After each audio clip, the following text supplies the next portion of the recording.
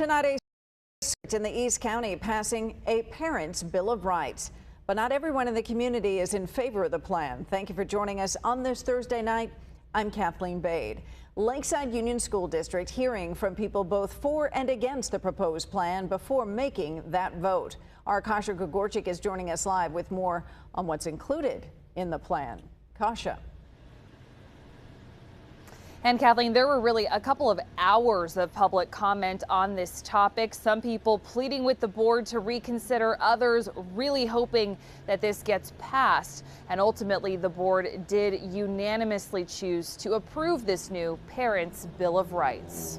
Standing room only inside the Lakeside Union School District meeting where the board was set to consider a Parents' Bill of Rights. Public comment flooding in from both sides of the argument. It allows us as parents to continue to protect them as we see fit. That's what this is about.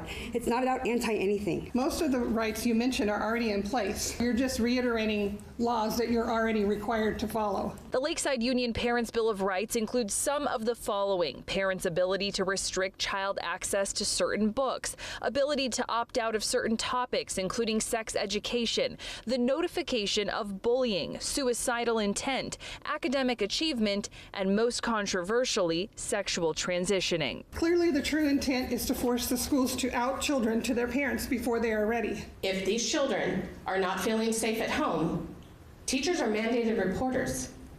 Report it.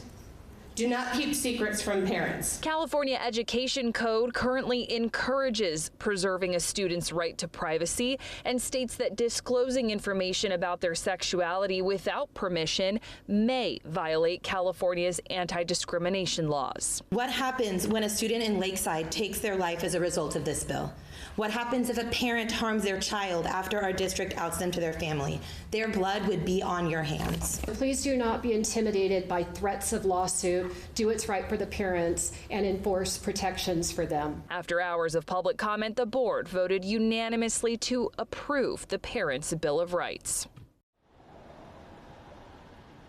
Now, the board is also directing staff to review any existing policies or regulations that may directly tie to this new Parents' Bill of Rights, and they're saying that staff should do that sometime by the end of June.